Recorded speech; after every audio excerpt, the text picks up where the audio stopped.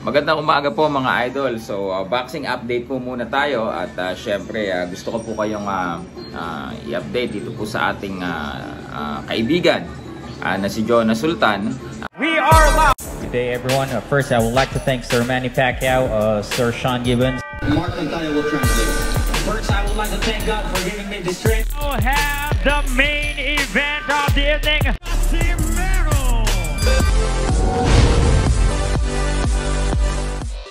Na nakasama natin sa training camp din sa US at may paparating na laban agad October 30. Ito po ay promotion ng Top Rank at ito po ay gaganapin sa New York.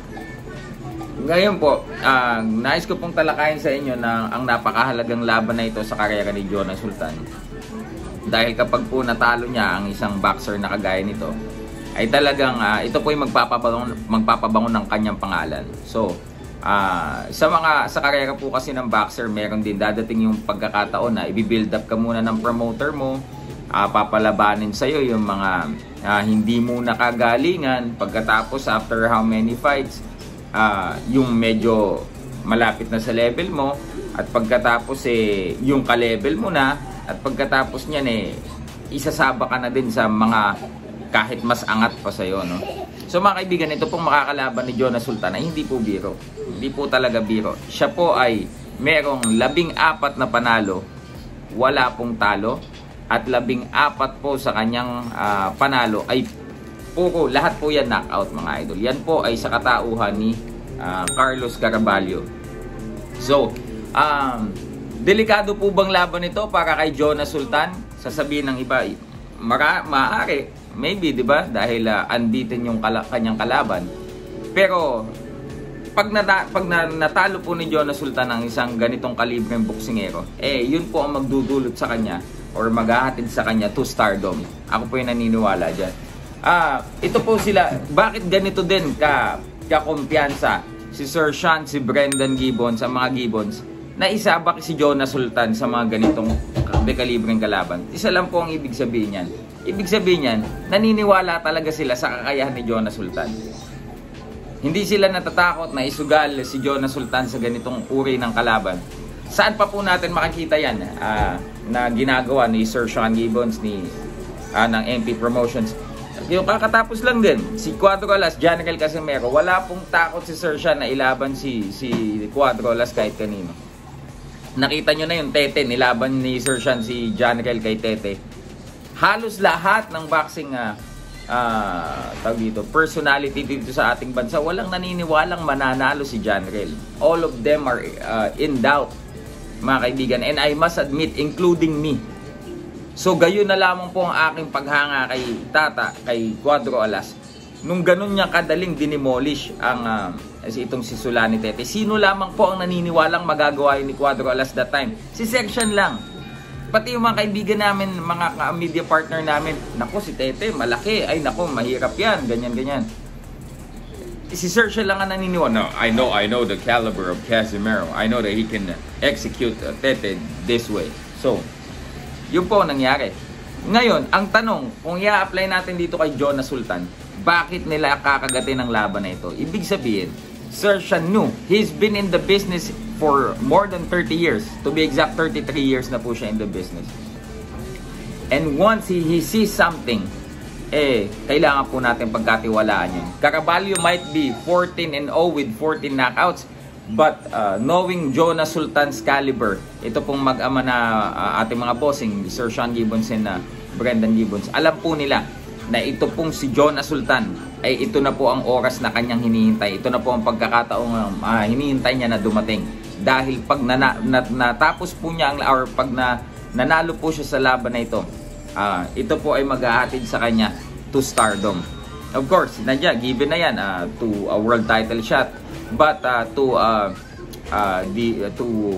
beat a fighter na binibuild up po ng isang promotion, pag nagawa mo po yan, kagaya ng example natin, Sulani Tete, binibuild up po yan tawag dito, ng UK Promotions bago po yan talunin ni Cuadro Alas. And ganun po sila kakumpiyansa. So, bakit sa tingin nyo ganun sila kakumpiyansa kay Jonas Sultan? Well, kagaya nung lagi kong open na dinidiscuss po sa inyo, pagka po kami ay nasa ensayo, makikita ko po ang talagang tawag dito, ang kalidad ng isang Jonas Sultan. Kung paano siya mag-ensayo, mga kaibigan, yun talaga ang aasahan mo makikita sa laban. He is a hard worker. He loves to compete. He loves to compete with Cuadrolas. He loves to compete with the Senator. When it comes to road work, uunahan niya lahat. And nabibilib din ako kay Jonas kasi when we run sa Griffith Park, ang hirap ng takbo doon pero ini-sprint pa niya. So, ito ibang klase itong tao na to. Even Sir Memo Heredia, believe siya sa lakas ng pangangatawan ni Jonas Sultan. But of course, mga kaibigan, hindi pa din natin pwedeng iisang tabi ang husay. Hindi siya magiging 14-0 with 14 knockout si Caraballo kung hindi din siya special.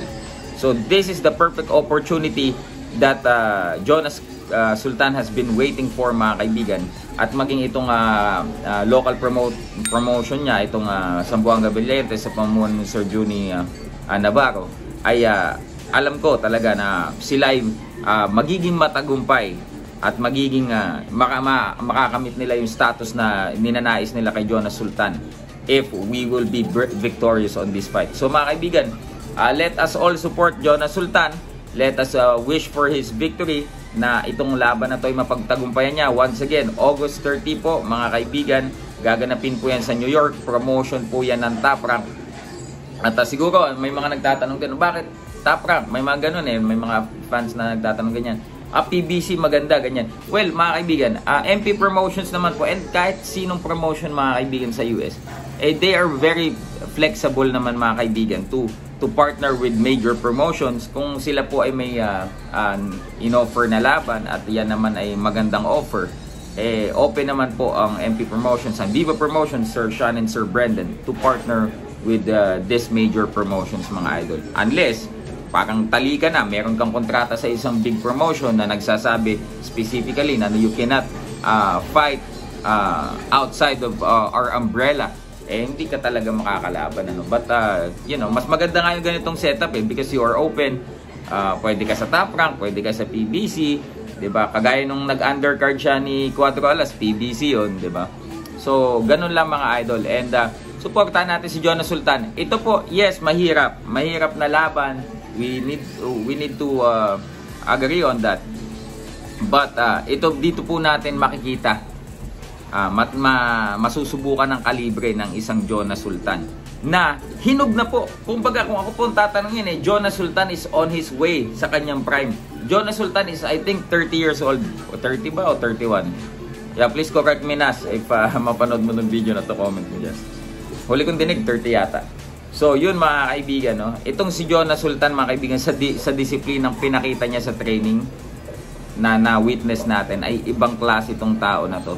He is, sabi nila, no, android daw si Jonas Sultan. Ngayon ako naniniwala. So, marami na akong dati din, pag hindi ko pa nakikilala yung fighter, parang sinasabi ko, parang I'm in doubt. Pero pag nakita ko sila on how they work, kasi mga kaibigan, nabigyan na din po ako ng pagkakataon na makasalamuha ang iba ding MP Promotions fighters.